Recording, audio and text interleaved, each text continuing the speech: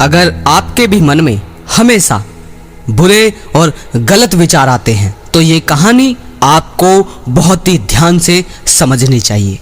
एक गांव में एक जवान लड़का रहता था जो बहुत परेशान था। उसका मन हमेशा उन्हीं चीजों के बारे में सोचता था जिन्हें वह नहीं सोचना चाहता था। वह लड़का अपने माँ बाप का एक लौता बेटा था। माँ बाप धीरे धीरे बूढ़े हो रहे थे और वह लड़का जवान। वह ऐसा कुछ भी नहीं कर पा रहा था जिससे उसके माता पिता को खुशी मिले। वह लड़का अपनी छोटी छोटी खुशियों के लिए अपना सारा समय बर्बाद कर रहा था। वह लड़का जानता तो था कि वह गलत कर रहा है, पर चाहकर भी वह लड़का अपने आप को रोक नहीं पा रहा था। वह लड़का लोगों से सलाह लेता कि उसे क्या करना चाहिए। लोग उसे तरह तरह की सलाह देते, पर कुछ भी ठीक नहीं हो पा रहा था। एक दिन उस लड़के का एक मित्र उसके पास आता है और कहता है, मित्र, तुम्हारी सभी समस्याओं का समाधान मिल गया है। वह लड़का अपने मित्र की बात सुनकर बहुत ही खुश हो जाता है और अपने मित्र से पूछता है, क्या समाधान है मेरी सभी समस्याओं का? उसका मित्र उस लड़के से कहता है, ध्यान। ध्यान तुम्हारी सभी समस्याओं का समाधान है। अपने मित्र की बात सुन वह लड़का कहता है, ध्यान, ये क्या होता है? उस लड़के का मित्र उसे बताता है, हमारे गांव में कल एक व्यक्ति भिक्षाटन के लिए आया था। गांव के सभी लोग उस भिक्षु से अपनी अपनी समस्याओं का समाधान पूछ रहे थे, तो मैंने भी सोचा कि क्यों ना मैं तुम्हारी समस्याओं का समाधान पूछ लूं। इसलिए मैंने भी उस भिक्षु से अपने मन को काबू करने का तरीका पूछ लिया। उस भिक्षु ने मेरा प्रश्न सुन ज्यादा कुछ तो नहीं कहा, पर उसने बताया कि जीवन की हर समस्या का समाधान ध्यान है। मैंने सोचा कि तुम जानते होंगे कि ध्यान क्या होता है, इसलिए मैंने उस भिक्षु से ध्यान के विषय में और कुछ भी नहीं पूछा। वह लड़का अपने मित्र से कहता है, मुझे उस भिक्षु से मिलना है। वह लड़का और उसका मित्र उस भिक्षु को ढूंढने के लिए निकल पड़ते हैं। बहुत देर ढूंढने के बाद उन दोनों को वे भिक्षु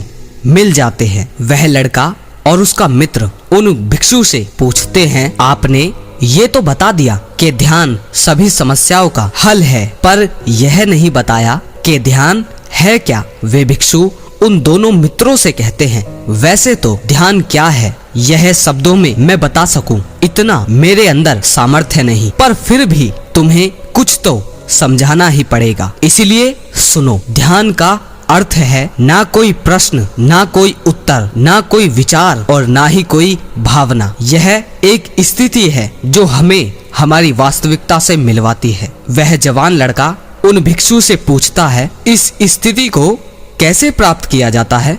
वे भिक्षु उस जवान लड़के से कहते हैं, ध्यान करना बहुत सरल है, क्या तुम्हें बैठना आता है? वह लड़का उन भिक्षु से कहता है, हाँ, मैं बैठ सकता हूँ। वे भिक्षु कहते हैं, कितनी देर बैठ सकते हो? वह लड़का कहता है, ऐसे तो कभी देखा नहीं, पर जितनी देर चाहूँ उतनी देर बैठ सकता हूँ। वे भिक्षु उस युवा लड़के से कहते हैं, हर दिन 1 घंटे के लिए आंख बंद करके बैठना है। वह लड़का उन भिक्षु से पूछता है, कहाँ बैठना है और कब बैठना है? वे भिक्षु उस लड़के से कहते हैं, कहीं भी और कभी भी, बस जगह शांत होनी चाहिए। वह लड़का उन भिक्षु से पूछता है, मेरी बुरी आदतें कितने दिन में खत्म हो जाएगी?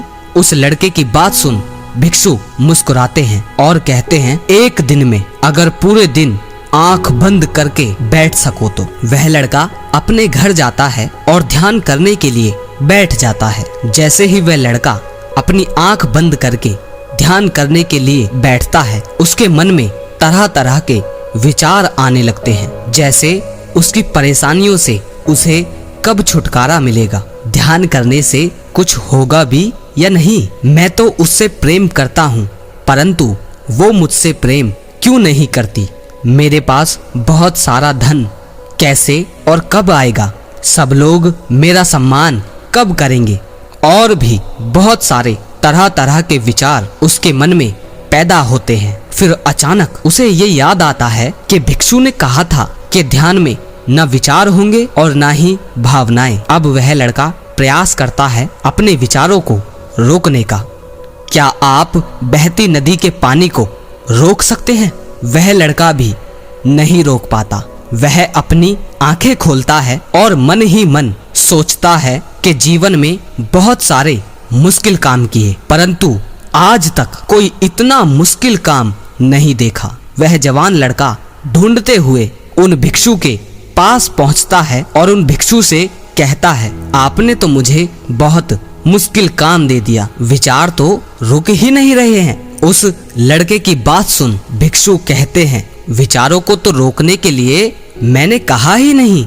वह लड़का कहता है, फिर विचार रहित स्थिति कैसे प्राप्त होगी? उस लड़के की बात सुन वे भिक्षु कहते हैं, हमारे दिमाग में हर क्षण बहुत सारे विचार पैदा होते हैं और मरते हैं। इन विचारों में से हम एक विचार उठाते हैं और उस विचार से जुड़े हुए विचारों के द्वारा सोच बनती है और हम उस सोच में उलझ जाते हैं। हम भूल जाते हैं कि हम क्या कर रहे थे। तो तुम्हें बस इतना करना है कि कोई भी चुनाव नहीं करना। विचार पैदा होते हैं और मरते हैं, बस उन्हें देखना है। वह लड़का अपने घर जाता है और ध्यान करने के लिए बैठ जाता है। इस बार वह विचारों को देखता है, कुछ देर विचारों को देख पाता है और फिर अचानक उसके मन में कुछ ऐसे विचार पैदा होते हैं जिनके बारे में सोचने से वह अपने आप को रोक नहीं पाता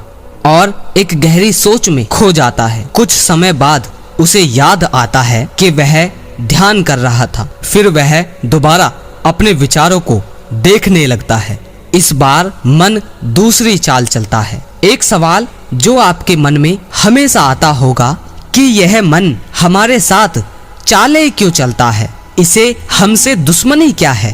क्या ये मन हमारा शत्रु है? अगर आपके मन में भी ये सवाल है तो इसका उत्तर है, मन आपका दुश्मन नहीं है। यह बस उन्हीं चीजों को अनुभव करना चाहता है जिसमें आराम हो। इसलिए आप जब भी कोई ऐसा काम करते हैं जो शुरुआत में आरामदायक नहीं होता तो यह मन आपका विरोध करता है। कहानी पर वापस आते हैं। इस बार मन उस लड़के के साथ दूसरी चाल चलता है। इस बार मन में अश्लील विचार आने लगते हैं। वह लड़का जल्दी से अपनी आंखें खोलता है और सोचता है, ध्यान जैसे पवित्र कार्य में भला ये गंदे विचार क्यों आ रहे हैं? वह लड़का दोबारा कोशिश करता है और दोबारा देखता है कि उसके मन में सिर्फ अश्लील विचार ही आ रहे हैं जिन्हें वह देखना नहीं चाहता।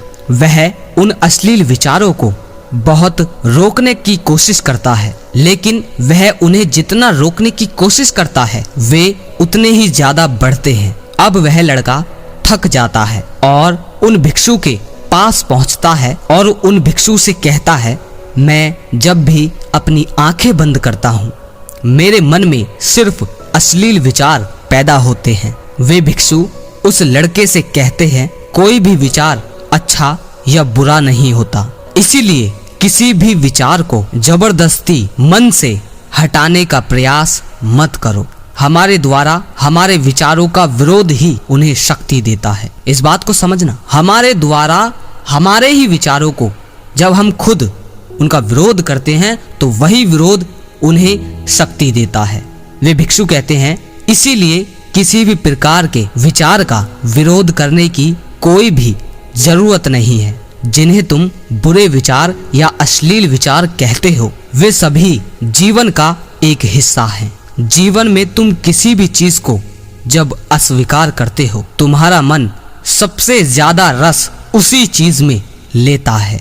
इसीलिए जीवन के किसी भी सत्य को अस्वीकार मत करो, पर इसका मतलब ये नहीं है कि तुम काम वासना में ही पड़े रहो। तुम्हें ये समझना चाहिए कि काम वासना हमारे जीवन का एक हिस्सा है, हमारा पूरा जीवन नहीं। जीवन के इस पहलू को स्वीकार करो और आगे बढ़ो, क्योंकि इसके आगे भी बहुत कुछ है जानने के लिए। अपने मन से बुरे विचारों को खत्म करना चाहते हो तो अपनी आदतों को बदलो, आदतें तुम तभी बदल सकते हो जब तुम्हारा काबू तुम्हारे मन पर होगा, और तुम्हारा मन तुम्हारे काबू में तभी आएगा जब तुम खुद को जानोगे, जब तुम स्वयं का अनुभव करोगे और सत्य को स्वीकार करोगे, ना कि उसका विरोध। ईमानदारी बहुत ज्यादा जरूरी है। अगर जीवन के हर पहलू में ईमानदारी से उसे स्वीकार नहीं किया तो वो तुम्हारे जीवन पर छा जाएगी। उस जवान लड़के को उन भिक्षु की बात बहुत अच्छे से समझ आती है।